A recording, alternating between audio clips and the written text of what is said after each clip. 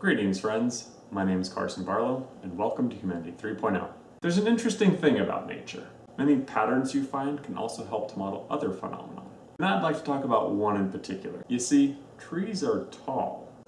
Thank you, Captain Obvious. How evolution explains the physiological structures of organisms is something that I still nerd out over from time to time. So here's how the theory goes. You start with bushes. They all have leaves, of course, and these leaves are competing with other bushes' leaves for sunlight. You know, because it's all about the renewable energy life. If bush A mutates and grows a little bit taller than bush B, then bush A's leaves are able to catch a little bit of sunlight that would otherwise go to bush B. Ya jerk! Now, I don't want to get into the mathematical permutations that would describe how bush A and bush B would evolve over the centuries, so I'll just use abstract terminology. Cool? Cool. Alright, so bush B is getting less sunlight, and would have a better chance of surviving if it could only grow a few inches taller. And by happy chance, a mutation occurs that does just that, allowing it to once again be competitive with bush A. Bush A and bush B will now randomly one-up each other over the course of the eons. By now they're no longer bushes, but towering trees postulating before the sun gods in an attempt to gain their favor. Each species climbing higher and higher into the sky. There's a problem though. Growing taller is not energy-free. It takes precious resources to build and maintain those towering trunks. And at some point, it's no longer energy efficient to grow taller. As in, it would take more energy to grow and maintain a taller trunk than the extra energy the tree would gain by being that much taller. So the tree stops getting taller.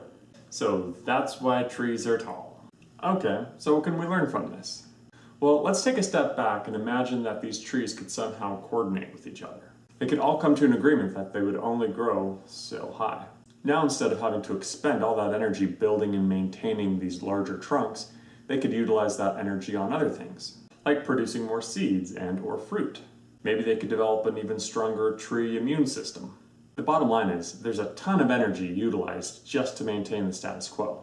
Okay, but again, why would I care? You see, there are plenty of other arrangements in life that take on the same form as the tall tree dilemma. Let's take a look at the modeling and advertisement industry for an example. If you want to sell a product, then it helps to have attractive people endorsing it. But if your competitors get even more attractive people to endorse their products, then you might be losing out on sales. So you get the best looking models you can afford to endorse your product. But then your competitors not only get just as good looking models, but they also hire a team of artists that Photoshop the models indistinguishably beyond the bounds of realism. And you must do the same if you were to compete. So what do we have here? We have a lot of resources used to maintain the status quo for one thing. But also we have another problem. We are constantly bombarded with images of beautiful people. Not just beautiful, but literally unattainably beautiful. We see it all over the place, because what entertainment or marketing campaign would thrive on average looking people? Of course you have the whole Meghan Trainor thing going on, but let's be honest, it's not really gaining a whole lot of momentum. The problem is, any company who tries to lower the expectations to a more realistic standard is in danger of being overtaken by its competitors. Now, if all the competing companies could coordinate their efforts, then they could avoid spending so much money on maintaining such a high status quo, and instead divert that money into making a better product. Kind of like Elon Musk. I love that guy.